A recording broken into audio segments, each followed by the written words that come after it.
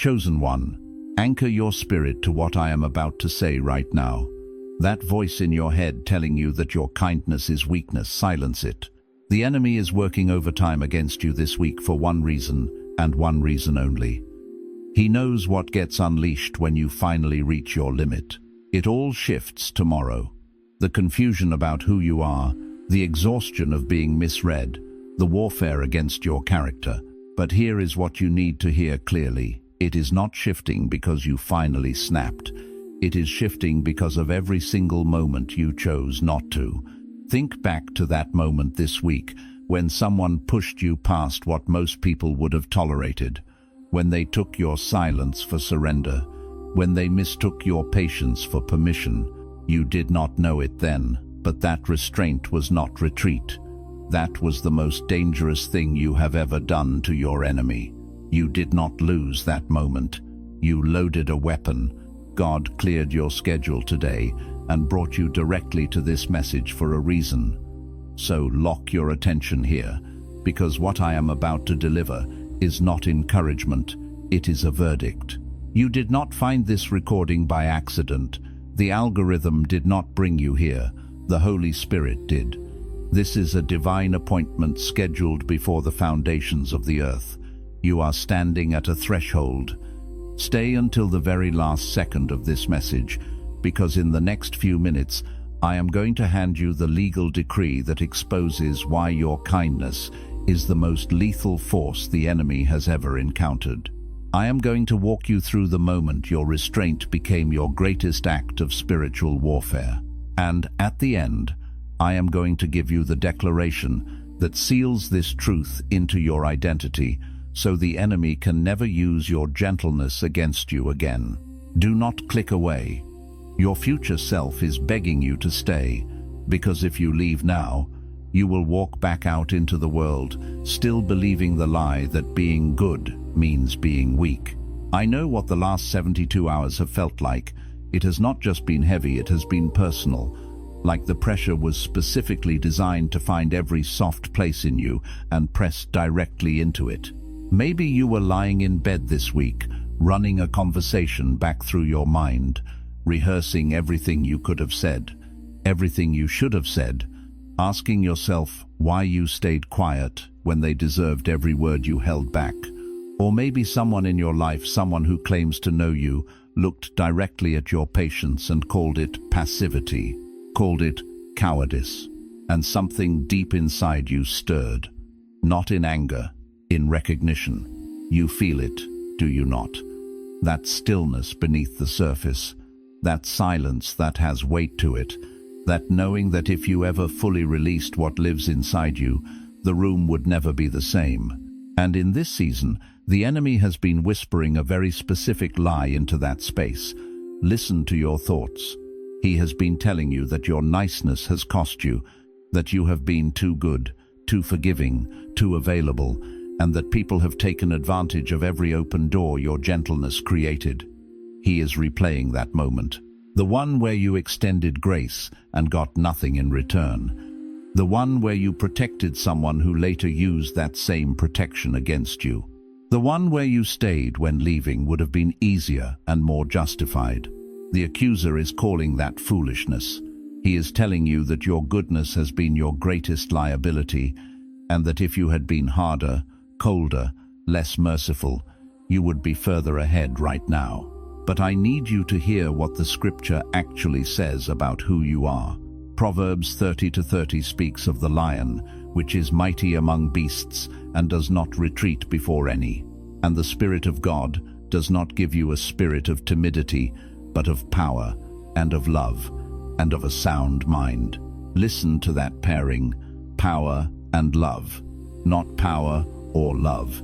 Not power despite love. Power through love. Sound mind directing both. The enemy has been lying to you about your own architecture.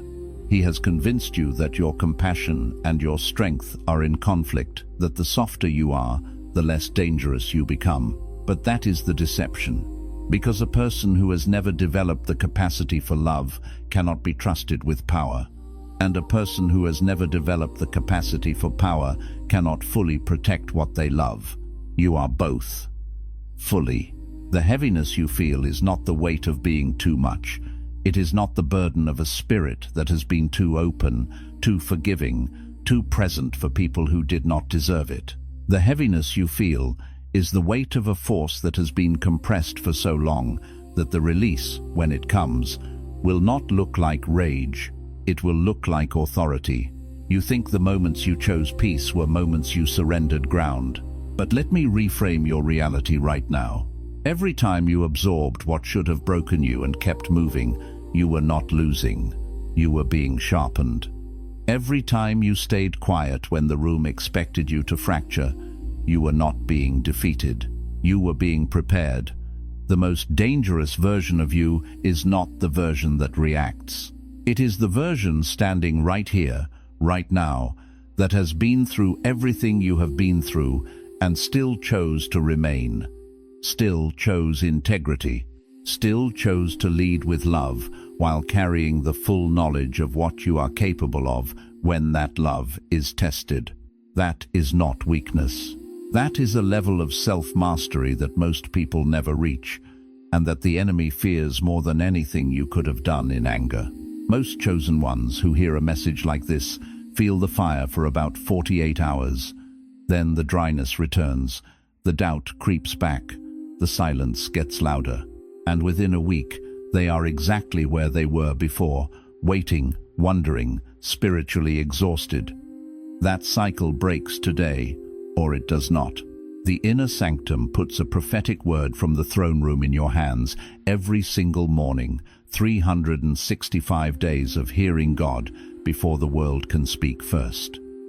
The link is in the first pinned comment. It will not be there forever, and neither will this window God just opened for you. You've been called too sensitive, too soft, too forgiving, and somewhere along the way you started to believe them. But what if everything they labeled as weakness is actually the most dangerous thing about you? Before we go any deeper, I want you to know there's a full guide created specifically for people like you, the ones who feel everything deeply, who keep choosing peace even when they're bleeding inside. It's called The Chosen One's Blueprint, and it will show you exactly how to turn your sensitivity into your greatest weapon. The link is in the description. Get it. You're going to need it for what I'm about to show you. Now let's get into this. There is a type of person that the world has consistently misread. They walk softly. They speak with care. They absorb pain like the earth absorbs rain quietly, without spectacle, without complaint. They are the ones who notice when someone's eyes carry sadness that their smile is trying to conceal. They are the ones who sit with grieving people, not because they have the right words, but because they understand, in their bones, that presence itself is a form of medicine. They give generously, not from overflow, but sometimes from their last reserves, because something in them cannot witness a need and walk past it. And because they don't erupt, because they don't retaliate, because they extend grace in spaces where most people would extend fists, the world looks at them and calls them weak, calls them naive, calls them easy targets. But here's what the world doesn't understand. The ocean is calm, until it isn't. And when it moves, when it truly moves, it reshapes coastlines. It swallows ships whole, not out of cruelty, but because that is the nature of depth when it is finally disturbed. The same water that laps gently at the shore on a summer afternoon carries within it the memory of every storm that ever crossed its surface. The same tide that children play in without fear is the same force that has carved canyons into solid rock over thousands of years. Patience and power are not opposites. In nature, they are almost always the same thing, wearing different expressions depending on the season. You are not gentle because you lack power. You are gentle because you have learned to govern it. And there is a difference between someone who cannot fight and someone who has chosen not to. One is empty. The other is a reservoir. One lashes out because it has nothing left to lose. The other holds back because it understands the weight of what it carries and refuses to spend it recklessly. There is a dignity in that restraint that the world rarely pauses long enough to recognize. But heaven sees it, and heaven counts it. Think about Moses. The Bible calls him the meekest man on earth, not the weakest, the meekest. There is a difference the original language captures that most translations barely touch. The Hebrew word used carries the image of a trained warhorse, an animal of enormous power and speed, capable of tremendous force, but disciplined, responsive, submitted to the hand of its rider.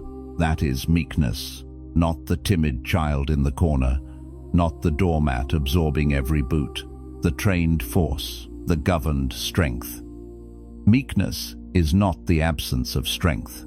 It is strength submitted to purpose. Moses had already proven he could deliver a lethal blow. He did it in Egypt before the burning bush, before the plagues, before the parting of the sea. The fire was always in him. The capacity for decisive, forceful action was never absent. But the man who could physically take a life was the same man chosen to carry the law of life down a mountain. His restraint wasn't cowardice. It was a covenant. It was the evidence that he could be trusted not just with power, but with holy power, with the kind of authority that does not serve the ego, but serves the calling. And when heaven finally released him to move, Egypt shook. Pharaoh's entire empire, its military, its economy, its religious structure, its very identity, was dismantled by a man the world had written off as a fugitive shepherd with a speech impediment. The same is true of you. But here's where it goes deeper. Because your gentleness is real, your kindness is not a strategy. It comes from a place that has genuinely been cracked open by experience, by loss, by love, by the kind of pain that either destroys you or expands you. You have sat in rooms where the grief was so thick it had weight. You have loved people who did not know how to receive love without damaging it. You have stayed when leaving would have been easier, forgiven when bitterness would have been justified, and rebuilt yourself with hands still shaking from the last collapse. You chose expansion. Every single time, even when it cost you something significant, you chose expansion over contraction, grace over grievance, growth over the comfortable numbness of shutting down. And that expansion, that hard-won, scar-tissued, beautifully earned capacity to hold complexity without collapsing, that is where your dangerous nature lives. You see, most people are predictable because they are reactive. They respond to offense with offense, pain with pain, push with push. They are essentially mirrors reflecting back whatever energy arrives at their threshold without filtering, without choosing, without the crucial pause between stimulus and response. And the world knows how to manage predictable people. It knows their buttons. It knows their breaking points. It knows exactly which words to use and which memories to invoke to send them spinning off course. Predictable people can be neutralized. They can be baited. They can be made to discredit themselves simply by being pushed at the right angle at the right moment. But a person who absorbs, who processes, who remains centered even when being provoked, that person cannot be controlled. And what cannot be controlled will always be feared. What cannot be baited cannot be neutralized. What cannot be pushed off course cannot be stopped. And this leads us to something most people miss entirely. The reason you've been provoked so relentlessly isn't random. It never was. There is something in the spiritually perceptive, something in the person who walks with unusual grace that activates a very specific kind of opposition. It is not accidental. It is not just bad luck or difficult circumstances or an unfortunate pattern of attracting the wrong people. There is a targeting that happens to souls of a certain depth, a certain assignment, a certain unawakened magnitude. Not because you are threatening to become something, because you already are something. The blueprint is already written. The capacity is already present. The calling is already sealed. And the forces, the people, the systems designed to keep certain souls from rising, they can sense that. They may not be able to name it. They may not even consciously understand why they feel compelled to diminish you, challenge you, doubt you, or undermine you. But something in them responds to something in you, the way darkness responds to the approach of light, not with welcome, but with resistance. They press where others wouldn't even think to press. They test limits that most people never even approach. They seem to find, with uncanny precision, the exact places where you are still healing, the exact wounds that haven't yet fully closed, the exact insecurities that you thought you had buried deep enough that no one would find them. Why? Because your breakthrough, when it comes, won't just be yours. It will release something around you. It will wake people up. It will give permission to every person watching your life to believe that their own transformation is possible.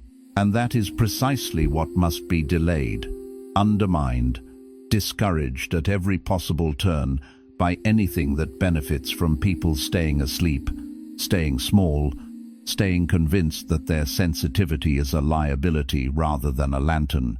But stay with me, because what's coming next will likely be the thing you've never heard anyone say out loud, and it's the part that changes everything. Here's what actually happens inside a person who has been consistently kind in the face of provocation, consistently gracious in the face of cruelty, consistently soft in environments that rewarded hardness. Something begins to build that has no equivalent in the natural world. You develop a kind of interior fire that cannot be fabricated. It cannot be manufactured by ambition or desire or even prayer alone. It cannot be purchased, borrowed, inherited, or imitated. It is forged. Like a blade is forged through repeated application of heat and pressure and precise, deliberate shaping. The blacksmith does not apologize to the metal for the temperature of the furnace. The heat is not the enemy of the blade. The heat is the architect of it. Every time you chose grace when you wanted to retaliate, you were being shaped. Every time you swallowed your pain and kept moving, you were being sharpened. Every time you showed up with love, when contempt would have been understandable, another layer of dross was being burned away. Another degree of precision was being added to the edge of who you are becoming. You didn't know it then. You may have called it survival. You may have called it endurance. You may have looked at yourself in those moments and seen nothing more than someone trying to make it through the day. Heaven called it preparation. Think about David before Goliath. Before the valley, before the anointing oil ran down his face, before any public stage or national recognition, there were the fields. There was the long, unglamorous, unwitnessed work of a shepherd boy doing his job in the middle of nowhere. There was the bear. There was the lion. And David faced both alone, in obscurity, with nothing to prove to anyone but himself and God. No audience, no record, no reward beyond the survival of the flock he had been entrusted to protect. He wasn't just protecting sheep in those moments. He was becoming someone. He was learning the texture of his own courage. He was discovering that, when everything in him screamed to run, something deeper in him chose to stand. He was building a reference library of personal testimony that no one else could write for him and no one else could take from him. And by the time he stood in front of a giant that had paralyzed an entire army, not just individual soldiers, but a whole trained military force, men with armor and experience, and every earthly reason to believe they could win, David wasn't drawing on courage alone. He was drawing on a history of private victories that no one else had witnessed. He wasn't being brave in that valley. He was being faithful to a pattern that had already been established in the dark. The lion and the bear were not obstacles to his destiny. They were the construction of it. The very encounters designed to end him were the ones that built him into someone who could not be ended. Your private battles, the ones you have fought alone, in the dark, with no applause, with no one watching, with no one even aware of how much it cost you just to get out of bed some mornings and choose to try again. Those are your lion and your bear. every relationship that broke you open, and yet somehow you survived. Every betrayal you processed without becoming bitter. Every night you sat with your own pain and chose mourning anyway. Those moments were not wasted. They were not detours. They were the curriculum. And they are why you can stand when others fall. They are why the thing that would collapse someone else will find, when it arrives at your threshold, that you have already been there, already survived something adjacent, already built a muscle that exists because of the very suffering that tried to destroy you. But let me challenge you with something, because this is where it gets uncomfortably honest.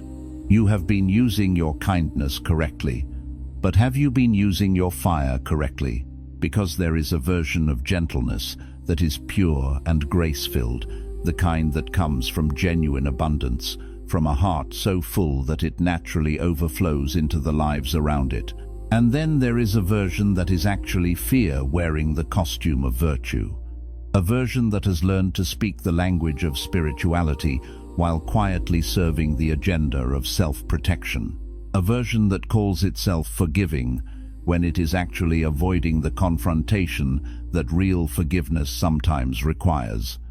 That calls itself peacekeeping when it is actually self-erasure. That wraps conflict aversion in the language of love, so that it never has to examine the terror underneath. That says, I don't want to hurt anyone, when the deeper, more honest, more vulnerable truth is, I am terrified of what happens if I fully show up, because the last time I did, it was used against me. And here's the part no one wants to hear. There is a specific kind of person who has spent so long being the most understanding person in every room that they have slowly, quietly, almost imperceptibly stopped understanding themselves. You have been so busy making space for everyone else's journey that you have barely begun your own. You have translated other people's pain with fluency, while your own has been sitting in a corner speaking a language you keep promising to learn but never quite find the time for. You have extended compassion in every direction except inward. You have been generous to a fault with your empathy, your time, your presence, your energy, and somewhere in that generosity, you forgot to keep some back for the person who needs it most, which is the person doing all the giving.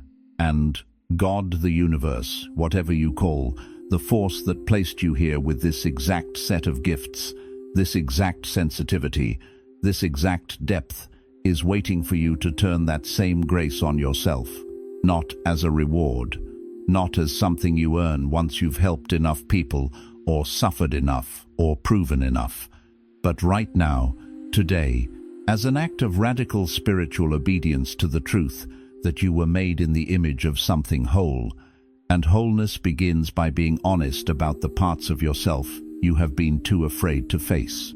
Coming up is the insight that I believe you have been circling your entire life without landing on. Stay with me just a moment longer, because here is what is true about provocation that almost no one teaches. When you are provoked, truly provoked, pushed against in the places where you are still tender, challenged in the areas where you have not yet finished healing, and you do not react from wounding but from wholeness, something extraordinary occurs. Something shifts in the atmosphere of the room, in the dynamic of the relationship, in the spiritual architecture of the moment. Your response is no longer just a response. It becomes a statement. It becomes a demonstration. It becomes living proof of something that the world around you cannot explain and therefore cannot dismiss. Because the world has categories for anger, it has categories for retaliation, it has categories for the breaking point and the explosion and the collapse. It does not have a category for someone who has every reason to shatter and instead remains whole. When a person who has every reason to be bitter is not bitter, that is not just impressive, that is prophetic. It speaks into the room before a single word is uttered. It preaches without opening a mouth. It testifies to the reality of an inner life that transcends circumstance, to the existence of a peace that genuinely passes understanding, not as a theological concept, but as a witnessed, tangible, undeniable reality standing right in front of them. And that testimony carries weight that no argument, no achievement, no reputation, no eloquence can manufacture or replicate. This is why Paul wrote from prison, not despite his chains through them.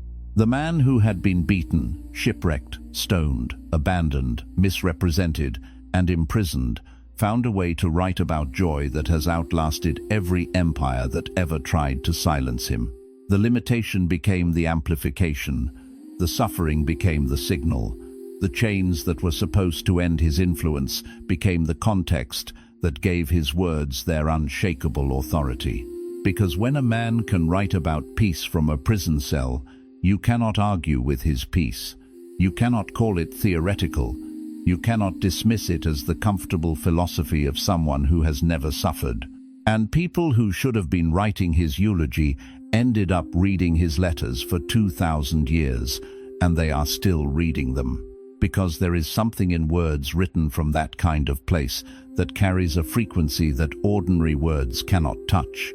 Your provocation is not punishment, it is positioning. The very thing that has been pressing against you has been pressing you into a shape that will serve a purpose larger than the pressing. The trial that you have been surviving has been simultaneously constructing the testimony that someone else desperately needs to hear. You are not just going through it.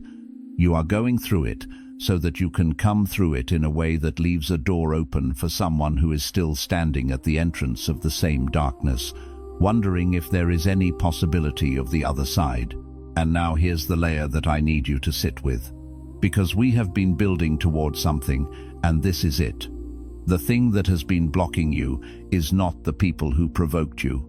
It is not the environment that tried to diminish you. It is not the circumstances that seemed determined to undermine every attempt at forward movement. It is not even the wounds from the past that still find ways to resurface at inconvenient moments, in unguarded hours, in the quiet between sleep and waking when the defenses are down and the old voices get loud again. The thing that has been holding you back is your own unresolved relationship with your power.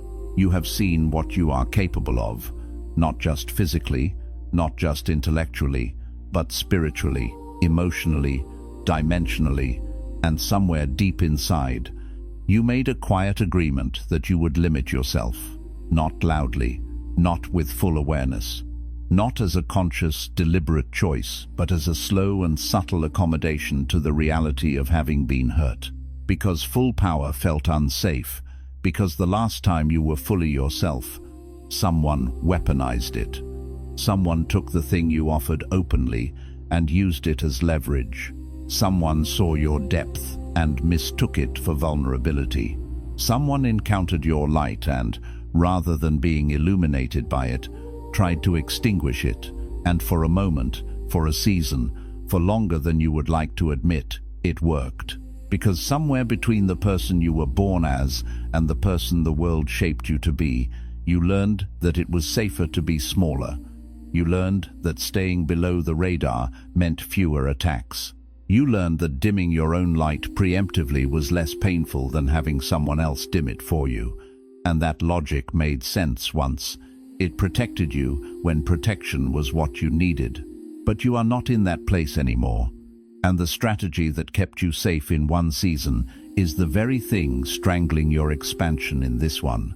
And you have been faithful to that agreement ever since. Faithful in ways you don't even fully recognize yet.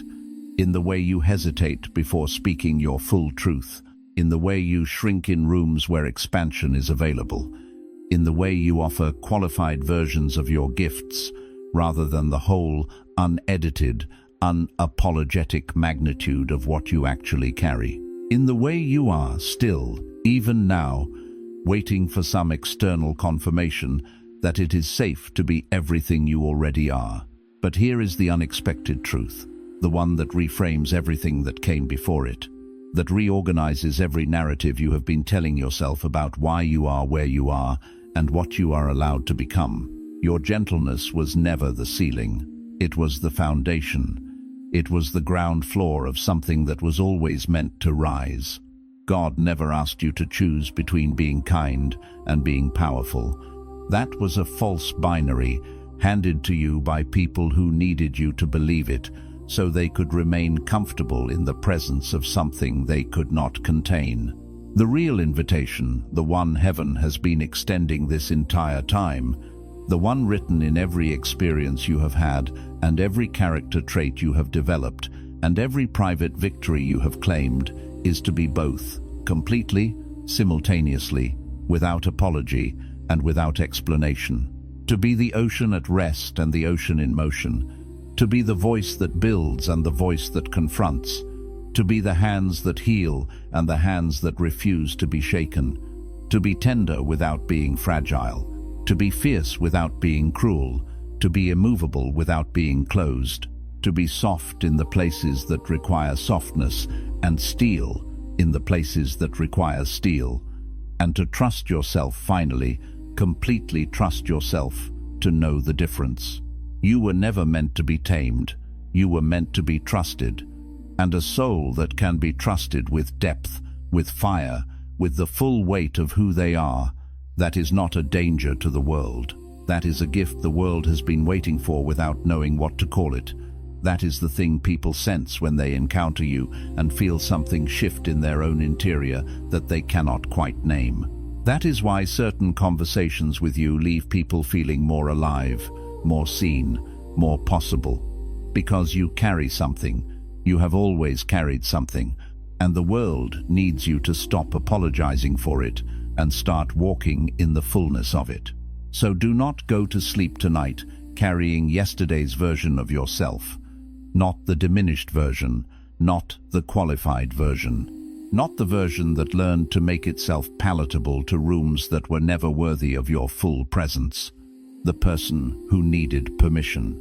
The person who needed someone to finally see them and call them out by name and say, yes, you, exactly you, all of you. The person who was waiting for the world to stop calling them too much before they allowed themselves to be everything. That waiting is over. The permission is not coming from outside. It never was. It was always an inside job, and the moment has arrived. Place your hand on your heart and speak this out loud. Mean every word. Let it land in your body, not just your mind. Let it travel down into the places where the old agreements were made, and let it speak truth into those rooms and dissolve what was never meant to stay. I am not too much. I have never been too much. I am exactly the measure that heaven designed, placed here on purpose, for a purpose that does not require anyone else's agreement. I release the agreement I made with smallness. I release the idea that my gentleness disqualifies my greatness. I reclaim my fire. I reclaim my depth. I reclaim every part of myself I handed over to rooms that could not hold it. I am dangerous, in the most divine sense of the word, dangerous to cycles that need to end, dangerous to lies that need to be exposed, dangerous to every limitation that assumed I would never wake up. I am awake. I am moving. And I carry my softness and my strength as one, because they always were. If this message found you today, it was not by accident. The fact that you are still reading, still here, still willing to sit with this truth and let it do its work in you, that is not coincidence. That is correspondence. That is the universe confirming something it has been trying to say to you for a long time, through 1,000 different messengers and 1,000 different moments. Share it with someone who has been called too sensitive, too kind, too quiet. They need to hear this. The person in your life who gives everything and receives so little, who keeps showing up with grace when grace is not being returned, who has been told in 1,000 subtle and not so subtle ways that they are too much and not enough, simultaneously send this to them. Because some messages need a human hand to carry them to the person they were meant for. And if you are ready to go even deeper, if you are ready to take everything that has been stirred in you today and turn it into a deliberate, intentional, structured pathway forward, the Chosen One's blueprint is waiting for you in the description. Your breakthrough is not coming, it is already here. Walk into it.